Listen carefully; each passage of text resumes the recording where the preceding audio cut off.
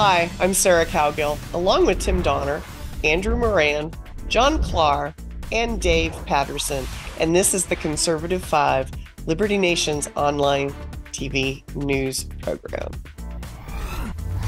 On today's episode, playing the hand you're dealt. The cards are on the table. Who has the best hand? We'll discuss in The Race is Set. We'll also talk about the potential flies in the ointment in third-party threat before dissing the progressives a bit in Mad Cow Derangement Syndrome. Finally, we top it off with a round of Test Your Knowledge trivia in Just for Fun, Volume 47. All this and more coming up in this edition of the Conservative. Come on, Sarah, you can do this. Woo.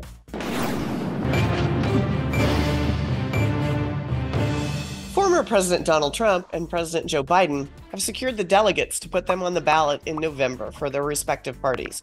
And while number 45 seems filled with optimism, Biden appears to be losing his cookies with West Wing staff and whomever he comes in contact with. America watched in horror and a little bit of fascination as the State of the Union stump speech was screamed at the cameras. Even NBC cobbled a tell-all from White House staffers who described their boss as angry and embittered. There is no one better than Tim Donner to reveal what's happening behind the scenes and what it means. Well, it's not pretty in the White House, and they know it. And if anything, it's actually getting worse. You know, people focus on the fact that Trump is ahead by 2 points now in the national average. But to put it into context, in the entirety of the 2016 and 2020 campaigns, he did not lead in the popular vote even once. And yet he won one of those elections and came very close to winning the other. So the fact that he is leading it all in the popular vote is very indicative. The real state of the race can be found in the 7 battleground states.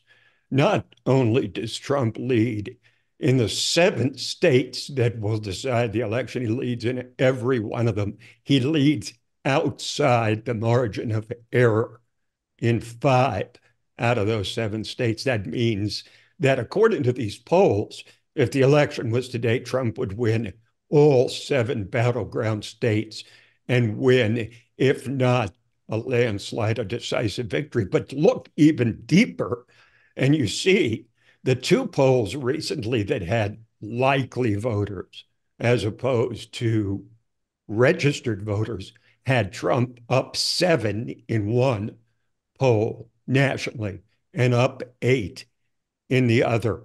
So, I mean, among likely voters, the situation is grim for Joe Biden to the point where Donald Trump really could start looking at trying to capture states like New Hampshire, Minnesota, Virginia, that are kind of light blue. The campaign is so desperate that they jump on something like Bloodbath Gate to make it seem like it's a call for political violence when even they admit that it's conflated. But they say, but it's consistent with everything that he's always said. So I think the biggest mistake that the Biden campaign is making now, and this was in the NBC News article about Biden screaming and carrying on and swearing in the Oval Office or wherever he was meeting, is that they still believe that Trump is, in the words of the NBC article, eminently beatable. Are they whistling past the graveyard is the question. I think we've reached the point, ladies and gentlemen, where the only one who can beat Donald Trump now is Donald Trump, because Joe Biden isn't going to beat him. You know, John Klar, by the way, welcome to C5, because we haven't had you on here before, and it's kind of exciting. One question I hear all the time, does Trump have enough crossover voters? I mean, his base won't waver, but he needs more than just some MAGA votes. So where's he going to get them? Well, I've been really trying to watch this election year. It's quite unusual. We've never seen anything like it. We have a third party candidate, by the way, that's lost in these polls, and I'm not sure where that might slice things. And as Robert Kennedy chooses a vice presidential running mate, that might also draw some of those independents. We have a larger proportion of self-declared independents now than when Ross Perot ran. We have much more, I think, disenchantment from each side for the other. And so I would actually call this the three halves of America. Half of America will not accept Donald Trump as their president. Half of America will not accept Joe Biden as their president. And the middle half will accept Robert F. Kennedy, who seems to blend some ideas from both. So we have that wild card in here as well. But certainly I see denial. Tim mentioned Donald Trump destroying himself, but Joe Biden seems to have already done so, and always blaming others like he does for inflation. And it reminds me of Hillary Clinton blaming Jill Stein or anyone but herself for her gaffes during that election. And you know, here's another thing I don't understand about the Biden administration, and um, how does he try to spin? I mean, he's got to be frustrated. I'd be frustrated if this was my economy. How does he spin with those voters? He said he was going to save the soul of the nation when they can't afford a pound of hamburger. You know, Andrew, I know you keep a close eye on all these things, but America's not happy. I don't think anybody in America is happy unless they're so out of touch they don't ever go to the grocery store. Well, this is an economy for the really wealthy, and I'm never one to slam wealth at all. But for everyone else who's not in that, and I'm going to sound like Bernie Sanders here, that top percent, they're not doing very well. But for the Biden administration, what they do is either they misinterpret, they mislead, or they just engage in mendacity. I think that State of the Union address was a perfect illustration of how the campaign is going to handle the economy. He said, and this was, pretty much ignored by the mainstream media. He said that the U.S. had the lowest inflation rate in the world. But this was completely frustrating because that's such a basic fact that you can dispute. Canada, thank you, Japan, China, the Eurozone, they have lower inflation rates than the United States right now. And of course, he ignores all the other things too. I remember Chris Hayes of MSNBC, he was looking at a graph of gas prices, and he started from when it was above $5 a gallon in June 2022 and to the present day, but it completely avoided of when it was, $2.40 of when Joe Biden was sworn into office. So it's these types of maneuvers that both the administration and the media are going to employ heading into November. And of course, it's an old Chico Marx joke. Who are you going to believe, me or your own eyes? Well, I think it's pretty obvious, unless you never leave your house and just order everything off Amazon. And even that has got to worry some people. But at one point, I want to bring up for how Joe Biden can pull himself out of a tailspin, Dave. It's the pro-Palestine. That's progressive. That's a lot of his people that put him in office, and they're unhappy. I mean, they're protesting at the White House. How's this going to, is he going to be able to reverse this before they go to the polls, or are they just going to hold their nose and vote for him anyway? I think that probably they'll hold their nose and vote for him anyway. But I think also that we can't inflate the pro-Palestine progressives as a demographic.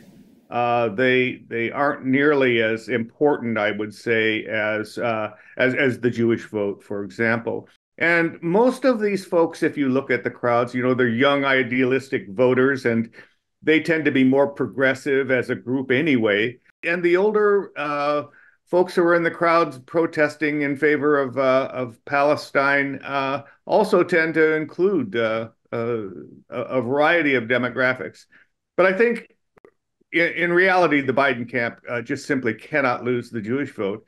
And they're a larger demographic, as I mentioned. And, as former White House Press Secretary Ari Fleischer mentioned recently, the more Orthodox synagogue attending Jewish voters have been traditionally more conservative. And now when, Biden becomes openly hostile to Prime Minister Netanyahu, he can anticipate that more of the Jewish voters who don't attend synagogue regularly might lose their allegiance to the progressives. And I believe that's where the tipping point really is. He's lost. I mean, he has lost the support of all of his major constituencies that he relied upon in 2020 to win a narrow victory over Trump. Black voters are abandoning him in droves. You've got 25% support among black men for Trump. That's not an outlier either. That's consistent through a number of polls, including Gallup. He is actually losing the Joe Biden is losing the Hispanic vote by 6 points to Donald Trump, according to the New York Times poll. That could be the single biggest indicator of the disaster that is the Joe Biden campaign. Think about it. Here's Donald Trump, who came down that golden escalator and talked about, well, shall we say in the harshest possible terms, about people coming over the border from Mexico, calling them rapists, all this stuff. And here we are 8 years later, and Donald Trump has majority support from Hispanic voters. And in part, that's because they see the border problem like everybody else. But it is in part because he has ignored these constituencies and he has surrendered to the progressive left with policies that are just utterly inconsistent with the mainstream of Black and Hispanic and Jewish voters. Well, I think Tim's right. I for one, can attest from growing up in a very predominantly Hispanic location in the United States. They don't like illegal immigration. I have Hispanic relatives. They don't believe in illegal immigration. And they're very conservative, and that's not going over well with them. So maybe that's going to be But the Democrats have always point. acted as if they let more illegals in, they'll get more Hispanic support. And in fact, you want to talk about a backfire. That's exactly what has happened here, because by letting in all those illegals, the people that are here legally, the people that are here that are citizens, the people even with green cards, are not supporting illegal immigration, and it's backfired now in the most spectacular possible way on Joe Biden. Especially with sanctuary cities. Well, you guys, there's no doubt surprises are going to show up in the next few months, not just in October, but we kind of figured 2024 would be a grudge match. So buckle up. We're in for a roller coaster ride, and thanks, panel, for joining.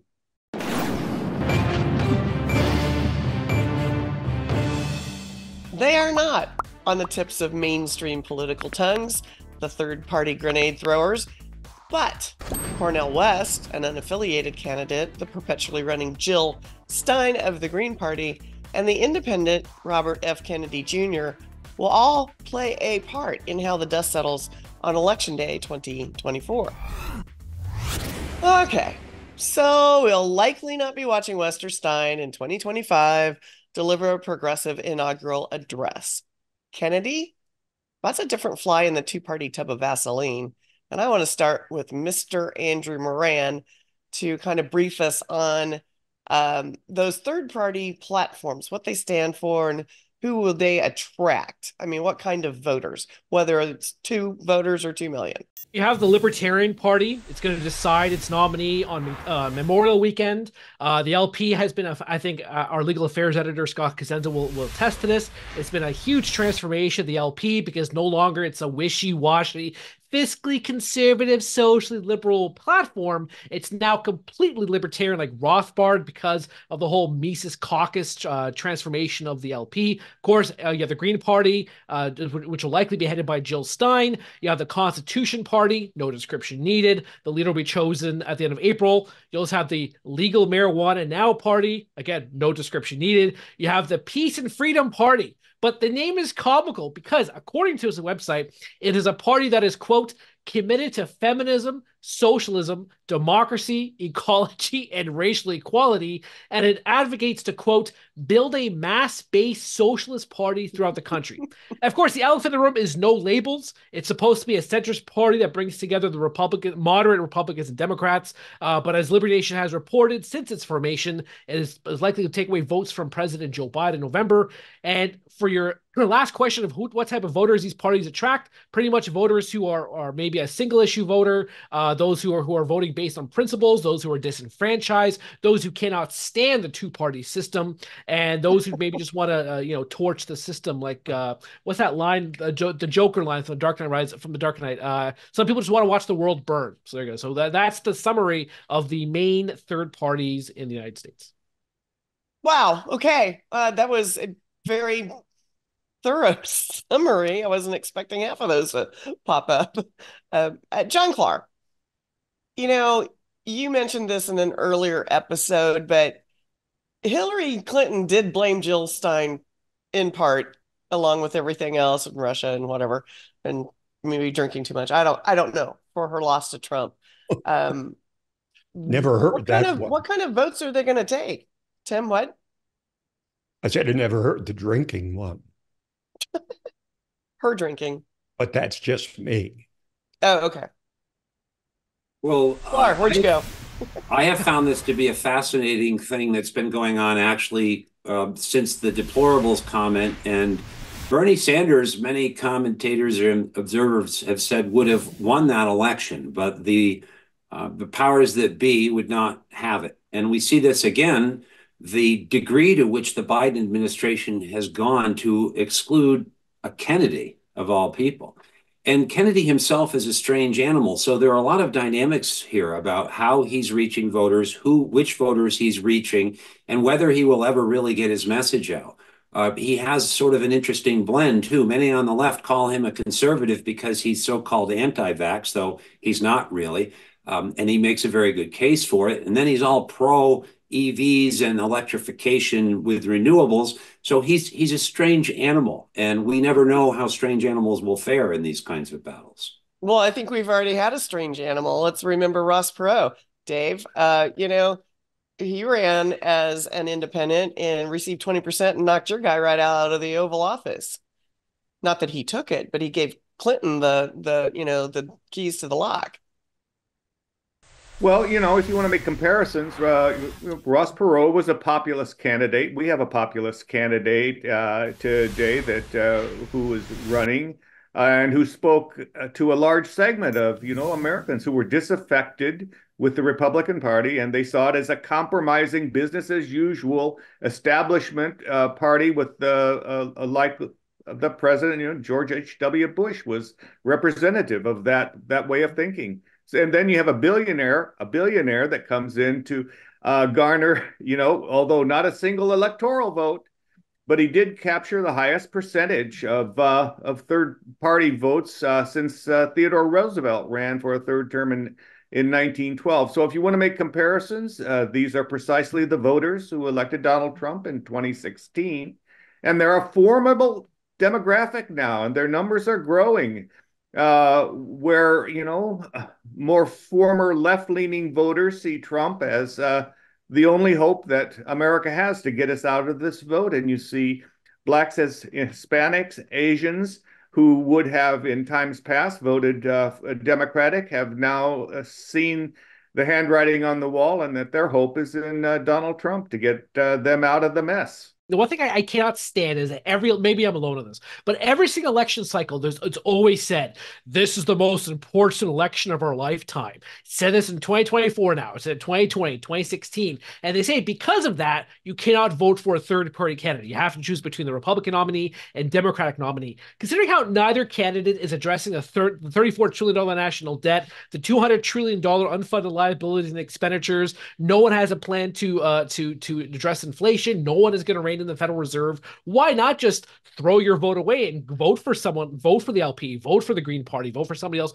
other than our democracy is on the line. The soul. Well, of the nation. look, there is a trend that has gone largely under the radar amid all the spectacles of these various presidential campaigns, and that is the fact of Americans' utter exhaustion with party politics.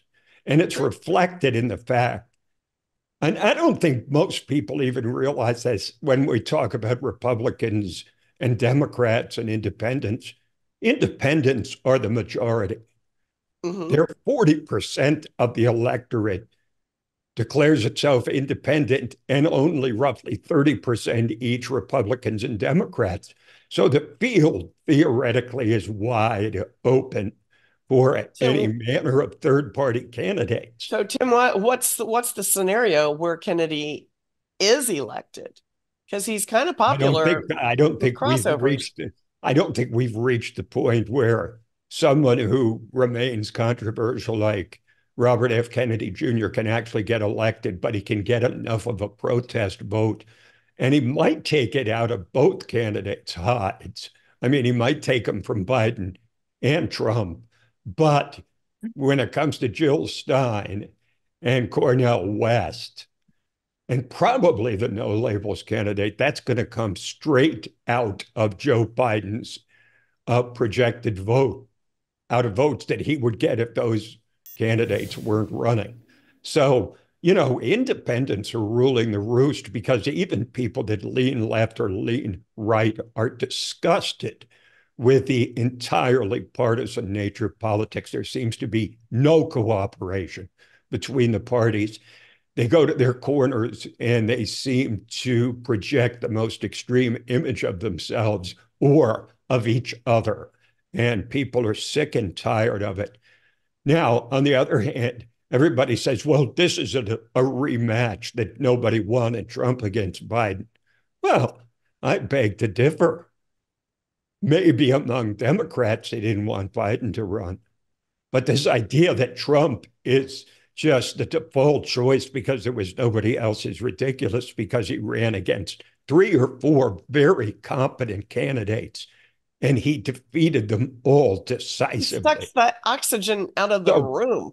People in the Republican Party did want Donald Trump because they had several other choices, and they overwhelmingly went back to Trump. So Biden may not be who Democrats want, but Trump is who Republicans want, and increasingly independents, their approval numbers for Biden are hovering in the upper 20s. That's how desperate the Biden campaign is at this point in time.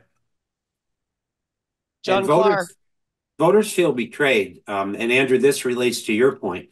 There's such a thing as an Obama Trump voter. There's such a thing as a Bernie Trump voter. Democrats who felt betrayed by the undemocratic domination of their party actually switched over to the right. And those are inconvenient truths for the left, but also I think some Americans on both sides are worried that if they vote for RFK, they will put their vowed enemy in, and then they have to throw themselves in a wood chipper or leave the country or whatever else they threaten to do. So I think both sides are afraid of that. That's what we do in the rural areas for people. That's right. Fargo is reality, right? It is reality in some places. And to Andrew's point, I think he does have a very important point of view, and that is the things that are potentially the most devastating for the United States in terms of its capability to work well in the world are not being talked about because, quite frankly, they're too hard to explain. And people keep saying that, well, the sky is falling. Not too long ago, when we reached $20 trillion in federal debt, they said we can't afford to go one more or we'll spiral down. Well, now we're $6 trillion above that, and effectively the only problem that we have is with inflation, and people blame Biden, rightfully so, for that. But that's an easy thing to explain. Before, I paid $2.42 for a gallon of gas. Now I pay $3.69. I get that. The ramifications of the federal debt are so beyond me, I can't get my head around it. But the issue on the gas prices, though, Trump, he had a I think it was Fox News town hall, and he said that the average motorist is paying about $8 a gallon in gasoline. When you guys say that only Trump can defeat Trump, it's things like that's going to hurt him in the general election, because the fact checkers will be all over him and say nobody's paying $8 a gallon, not even in California. Why? The national average for a gallon of gasoline is $3.50. What the heck are you talking about? $8? You're just lying, because that means you must be lying, and the rest of other Bidenomics record. At the same time, he's going a Trump now to rallies and saying he's going to pardon the patriots of January 6th, and he has them singing an anthem over the phone at his rallies. That is not the kind of thing that's going to expand his support. That's the kind of thing that will remind people of how he is his own worst enemy and his own best friend. I mean, he's both at the same time. But he's not gonna, kind of think you're talking about Joe Biden too. Honestly, what if the people running Trump's campaign, and by all accounts, Susie Wiles, Chris LaCivita are running a very effective campaign. If they could persuade Trump to institute his own basement strategy, where all he did was just sit around, say nothing, and let Biden defeat himself, which he's doing a very good job of, then I think Trump could have a glide path to November. All right. Well, we all knew this election would be a corker, but heck, we might as well enjoy the ride to November 5 with a truly interesting cast of characters. Thanks for tuning in, and thanks, panel.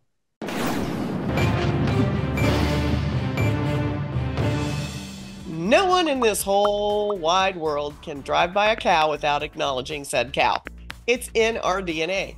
Cows are a beautiful gift from God above, with big brown eyes, peaceful demeanor, byproducts that feed us and provide us with cheese and cream. So why are progressives hating on bovines? Somehow, the common cow, not giant cities belching fumes and chemicals, are to blame for all of our climate woes. Panelist John Clark, our newbie guy with more political stripes than a zebra, is going to fill us in on the war against common cow sense. Well, you'll forgive me if I get passionate in defense of my cows. You all know that I raise grass-fed cows here in Vermont. I'm also an attorney, so I have a certain penchant for logic, and that has been abandoned in the attack on our bovines. So I'm happy that more people are waking up to one of the biggest lies ever foisted upon us by the so-called climate cultists, I call them, but perhaps we should understand that they've been horrified by a false claim, including against cows. Cows are actually the solution to many of these problems, and there are a lot of lies being told about them. And then vegans, we won't attack the vegans in present company, but anyway, we can understand that switching over from cows to GMO crops or foods is not helping the planet or reducing carbon dioxide, and is not good for human health or otherwise.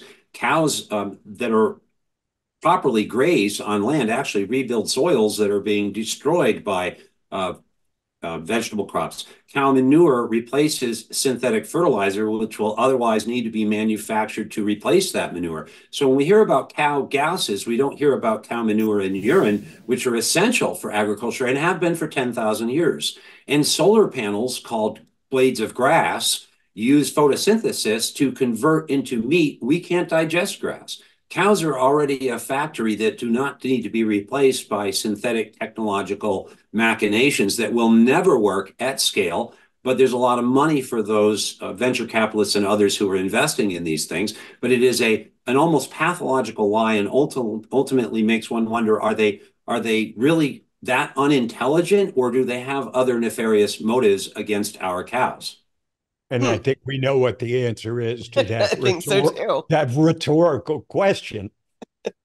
Well, and I don't need, as a lawyer, I don't need to prove that extra step. I don't need to prove that it's bad either way. And I don't have to prove a conspiracy to prove that it is patently false and quite slanderous of cows, by the way. And many companies are actually, even large companies, are trying to shift to regenerative agriculture, and then they get sued by the New York Attorney General for claiming it can't be done. She clearly, as a lawyer, knows nothing about agriculture or food.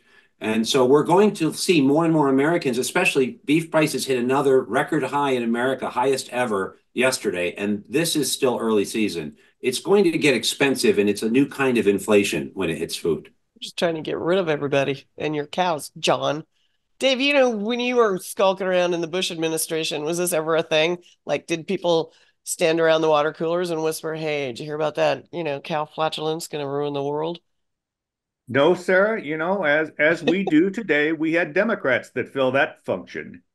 But like all who take up residence, I think, in the lunatic fringe, those taking exception to cows and their alimentary canal processes really need to assess their own contributions to society.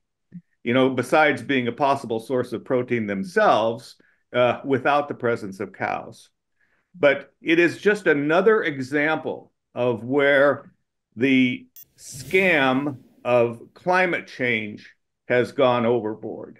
And every time they come out, those who want to warn us about the presence of an ever increasing temperature, every time they come out in 2 or 3 years, they're proven wrong.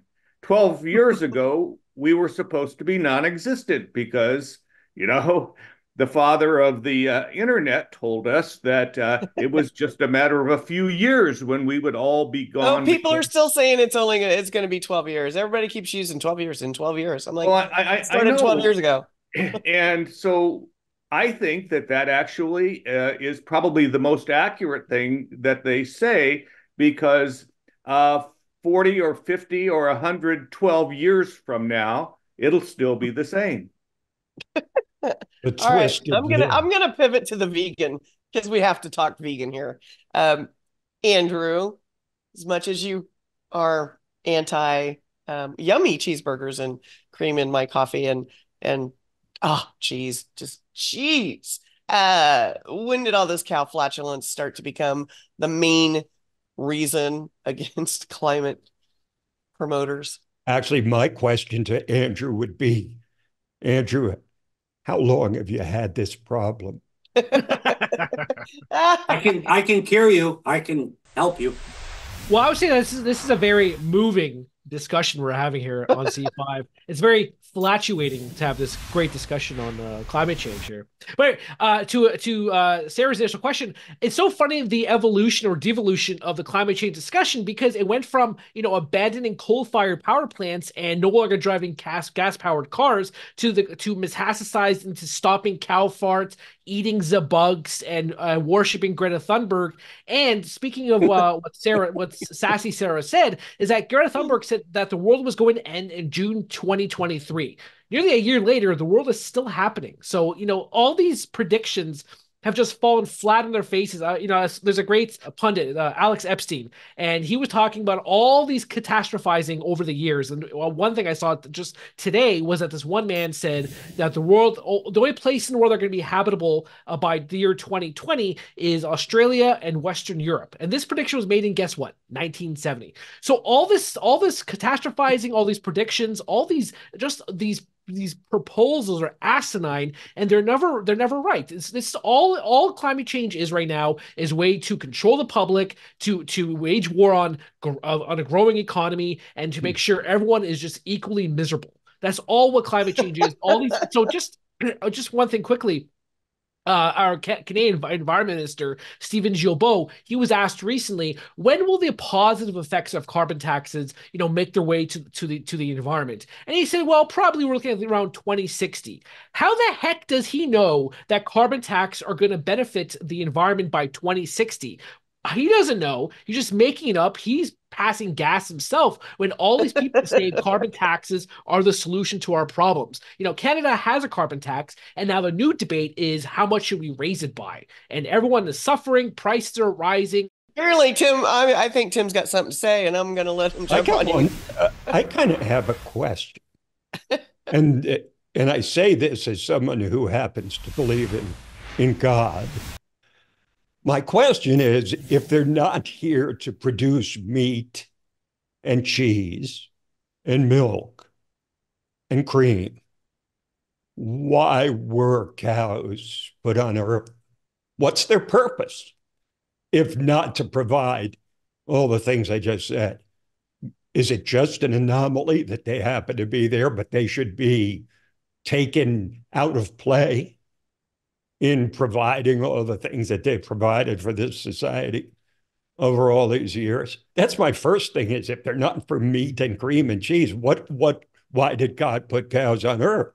Maybe I No, sound naive. God put cows on Earth before he put man on Earth. So, Well, that's true. That's true. We could drill down even further on that. But beyond that, the illogic of the climate change extremists, goes something like this, that we have to reduce our carbon footprint. We have to take extreme steps to be green at all costs for the sake of being green. And yet, best I can tell, we sort of share the same atmosphere with every other country on Earth. So if we are using extreme measures to combat climate change, and China and India and every other carbon spewing nation is not taking those steps, then what's the point of us doing it? Because it's not going to make any difference when doomsday comes in 2035, 2040. There's one religion in particular that keeps predicting the end of the world. I think they've done it 3 or 4 separate times, and each time it doesn't happen, they try to explain away, and they keep the flock and tell them, okay, well, we were wrong 4 times, but this time we really mean it. All right, Like is that the socialist, it's Democratic not real Party? socialism that's causing all this agony. It's the wrong form of socialism. I think that when we talk about climate change, we oftentimes forget that the consequences of the climate change activists who are trying to make life better for everyone have done precisely the opposite for the underdeveloped nations who simply have no capacity to accept or accommodate all of this green stuff, and their lives have become far more miserable. And it's really pathetic and tragic as to what we have done as developed nations on underdeveloped nations, the very people that you're trying to help.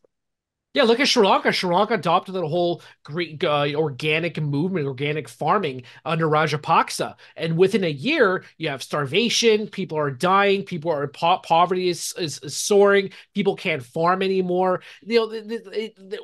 Yes, I'm a vegan. I eat green, but to have that for the whole planet, it's just not feasible at all. The amount of chicken, how much meat you can get from chicken is a lot greater than you get from a field of lettuce or delicious kale or delicious chard or delicious Brussels sprouts or None of those things are spinach. delicious. None of those things are delicious. Well, those are things that, let me put it in context for you, Andrew. Those are the things that people actually avoid eating. But cows eat them.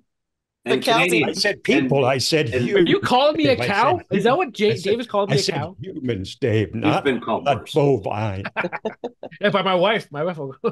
So to add, by the way, you can see the fraud of it because they're not going after people's lawnmowers. Actually, NASA has published studies suggesting that lawnmowers are a net carbon sink. They just exclude the manufacturing of the lawnmowers or the gas that is put in them. They ignore all the chemical pollution. They're doing the same with cows, by the way, and the synthetic fertilizer alternatives that emit nitrous oxide, which is 270 times more potent than carbon dioxide, according to their own science. They don't go after dogs and cats who are consuming 25% of our meat. Heaven forbid you go after Fifi or Fido. They come after me because I'm a marginalized minority as a cow farmer. And there's also, again, a huge difference between confinement raised cows and traditionally raised cows. All of these are lost in this fear mongering, bovine slandering, and it's not just cows. And of course, it's absolutely impossible. They're proving they cannot produce synthetic alternatives at scale or cost. And in fact, the environmental costs in every case are much higher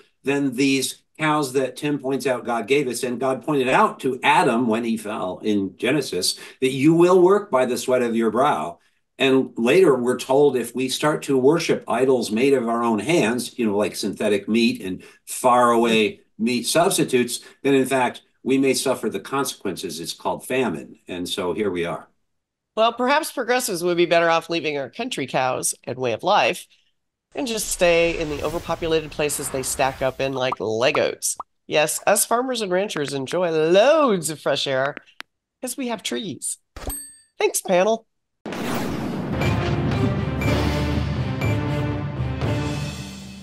We are back with our trivia game of the week in Just for Fun.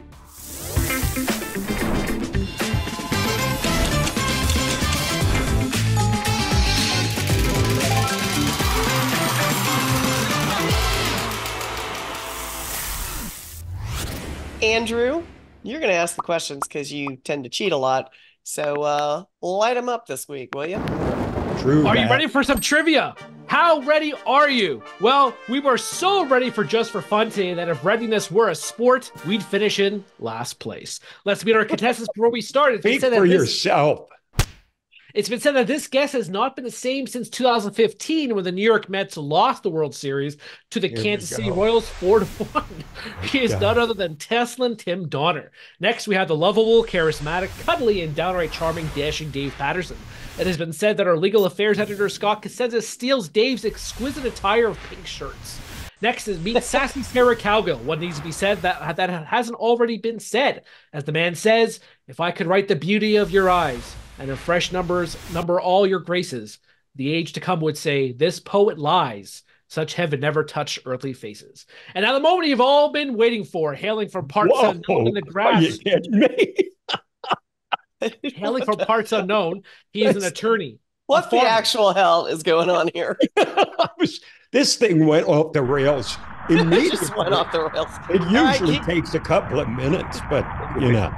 All right, so now a party you've been waiting for, hailing from parts unknown. He's an attorney, a farmer, a writer. Jack was nimble, Jack was quick, but Jack still couldn't dodge John Clar's roundhouse kick. That's right. Please give a warm welcome to John Clar Van Dam. Please clap. So our winner today will receive a lifetime supply of Picklelicious Pickle Power Extreme, the delicious, nutritious power drink that will give you extreme vitality, powerful energy, and just a touch of nausea, warts, moles, balding, fleas, and cooties. Enjoy Pickle Power Extreme at your own risk. So let's get started here. Question number one. I'm sorry, excuse me. Is this a contest or a skit? I'm not sure. So, yeah, while I wasn't either. Let's get started here with our questions here. We're running out of time. Question number one. While California is allowing illegal immigrants to purchase homes at basically no cost, this state on March 6th voted to rewrite a bill that would outlaw sanctuary cities and counties. Which state was this? Georgia, Montana, or Arkansas? Georgia. That is correct, or as the song goes, Georgia on my mind. Question number two. Who held Jill Biden's hand during the State of the Union address? Was it Nancy Pelosi, Maria Shriver, or Michelle Obama? It was Maria Shriver, wasn't it? Maria Shriver. Sarah got it. Or for those who don't know, that is Arnold Schwarzenegger's ex-wife that he divorced how many years ago. By the way, I'm just going to drop in. That was one of the most disgusting, shameless political acts I've ever seen. As if Maria Shriver had anything to do with this election. And there she is standing there just to stick it in Robert F. Kennedy's face. I know. After, of course, Dr. Jill's husband denied Robert F. Kennedy Jr. Secret Service protection after his father and uncle had been assassinated. That's how low they have gone. That's how terrified they are of him. Well, you know, I thought that is the lowest of low ever. I thought Tim was going to say that was the most disgusting Arnold Schwarzenegger impression he's ever heard. So thank you. He was getting to that next. Yeah, it was. I just. It was the second worst. It was the second worst. Yeah. All right, so question number three. Although the U.S. Senate unanimously voted to pass this act in March 2022, the House never bothered to hold a vote. Was this Boulders on Borders Act, the Inflation Reduction Act, or the Sunshine Protection Act? Sunshine Protection Act. Sunshine Protection Act. Tim got it. So it's right now, Tim has 2 points, Sarah has 1 point. But I'd like to say, it's like us at Liberty Nation. We all need to be protected from Sarah's tremendous amount of sunshine. So I will say that. That's really what the Sunshine Protection Act is all about here. I thought that was like daylight savings time. I'm sorry, Andrew, you're embarrassing yourself. So, question number 4. I just thought I'd do a wake-up call here. I mean, Yeah, look, if you and Sarah want to take this offline, I mean, No. not for us to You know what? I don't care who you're married to, Tim Donner. I don't care who you're married to. I'm going to tell you right now, you're going to have to behave yourself right here. Well, let's see, my heart. I'm on my heart, best behavior. My heart really belongs to Lisa Donner. So sorry, Sarah. I can't. Here we go. Complicate things even more. Good Lord. Question number 4. You and Tim should take it heart. offline. Sorry. Look, let's put it in context. His heart belongs to the Boston Red Sox, and that's it. And he's deflated because they're going to finish in last place this year. I just can't believe it. So the Red Sox, they trade freaking Chris Sale to the Atlanta. I'm sorry. I'm going to Sorry. Okay, I'll move on. Go Blue Jays. Somebody ask a question. And he's also upset Chris Sale's going to win the Cy Young Award. Exactly. They traded an injured pitcher for another injured pitcher. And the former pitcher is going to be great. Anyway, so question number 4. More recently, a primarily red state, Missouri, last chose a Democrat for president in what year? 2004, 1992, or 1996? Come on, John, excuse me. You can do it, John. Come on, Johnny. Yes, that's how I play trivia games. 1992. I'll say 96. I was going to guess the 92. Nope, Tim is right again. 1996, 3-1. Billy. Come on, Dave is silent here. Come on, Dave, you can do this, man. David's bad. I didn't get the answer sheet. He didn't get the. When did you send out the answer sheet? That was. It's called an answer key. Dave. Oh yeah, the key. Key. Yeah. Right. It's right here. See, I've got. Oh, whoops. No, I don't have anything left. So, question number 5. Seemingly learning its lesson after calling Joe Biden the Arizona winner too soon in 2020, this news station made some changes to avoid repeating the same mistake. Fox News. NBC News. Fox News. Or CBS News. All right, Sarah. Yeah, so if you read Lisa Donner's excellent article about this, it would be Fox News. And breaking news, sorry, it's just been called that Joe Biden has won the 2028 election. Yeah, well, that's old news. So question number 6. Oh my God! Come on, Sarah. If you get this answer, Sarah, you've tied it with Tim Donner. So come on, Sarah, you can do this. Woo. So question number 6. Coming for you. The 1.3 million members of the International Brotherhood of Teamsters have yet to decide who to endorse for president, though they have most commonly chose what party in the past? Democrats. Republicans. Yeah, Sarah's got it. 3-3. Wait a second. That was a tie. Hold on. So when was the last time this entire process is corrupt? When was the last time the Teamsters went for a Republican? I think it was Nixon in '68. It was Reagan. Reagan is correct. That is correct. Reagan's second point. Reagan's second term. Reagan's second term. But you're right, Tim. Nixon did get the endorsement of the Teamsters Union, and he put the former Teamster president in as the Secretary of Labor. Hello. This is my show. This is my segment right now, guys. God, and of course, Dave, we completely forgot that this was supposed to be a skit for Andrew. One last question is a tiebreaker between Sarah and Tim. What is the annual inflation rate in China as of right now? 9.2. No. 8.1. Wrong entirely. Negative 0.8%. You're all a bunch of losers. Well, now that's the segment is done. It is done. Goodbye, everybody. Goodbye. Good thing our inflation rate is lower than China's, according to our POTUS. That's Bidenomics. That's exciting. That's the Biden spinomics. Anyhow, if you haven't tuned into Liberty Nation's weekly trivia contest, Test Your Knowledge, you aren't paying attention. Kind of like the rest of my panel. Thanks for playing, everybody. Have a good week.